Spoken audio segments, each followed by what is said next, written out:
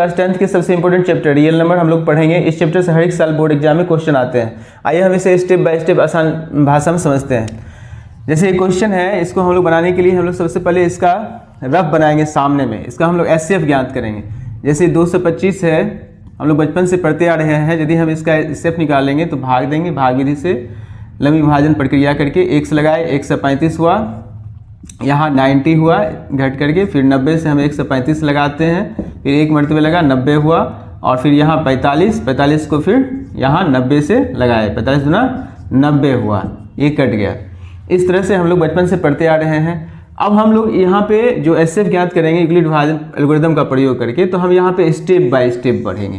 पहला स्टेप में ये रहेगा, ये आएगा, दूसरा स्टेप में ये आएगा, और फिर तीसरा स्टेप में ये आएगा। जैसे भाग लगाते हैं हम लोग, तो यहाँ बीच में जो होता है यह भाज्य होता है, यहाँ पे भाजक होता है, और यहाँ जो प्राप्त होता है वो भागफल प्राप्त होता है, और नीचे जो प्राप्त होता है वो शेषफल प्राप्त होता है।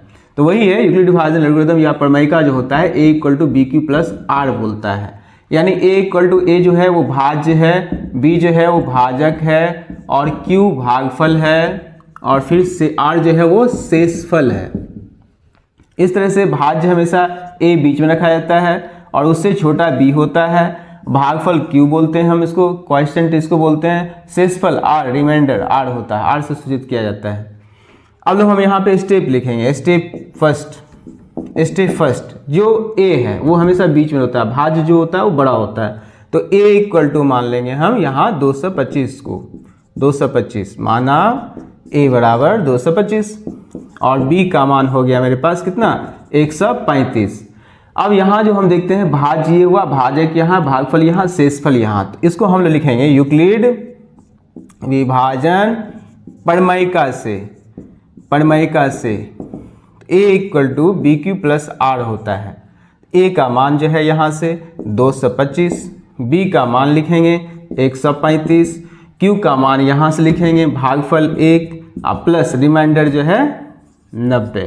यह क्रिया तब तक होगा जब तक कि R 0 के बराबर ना हो जाए। यहाँ R ≠ 0 है। हम आएंगे स्टेप 2 में। स्टेप 2 बनेगा यहाँ ये वाला।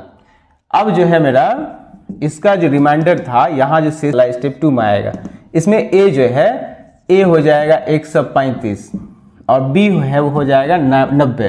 तो फिर हम लोग बढ़ेंगे यूक्लिड विभाजन प्रमेयिका से। तो यूक्लिड विभाजन प्रमेयिका क्या कहता है, A = BQ + R। A का मान है 135, B का मान है 90, और Q का मान है, B का मान है 90, और फिर Q यहाँ पे 1 है, और शेषफल यहाँ पे 45 है। तो यह जो है यहाँ पे भी R जो है ≠ 0 हो गया, यानी R 0 के बराबर नहीं है। फिर हम लोग बढ़ेंगे स्टेप थर्ड, तीसरा स्टेप हम लोग इस पे आएंगे।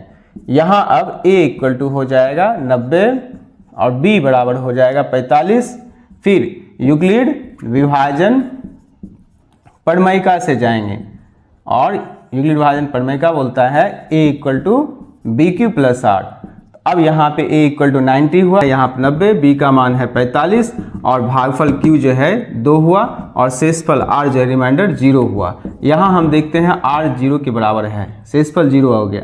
यदि R = 0 हो तो B के स्थान पे जो होता है वो उसका महत्तम होता है। तो महत्तम यहाँ पे प्राप्त हुआ हमको 45, तो इसलिए इसका महत्तम जो संख्या बोल रहा है उसका महत्तम 45 आंसर हुआ। इस तरह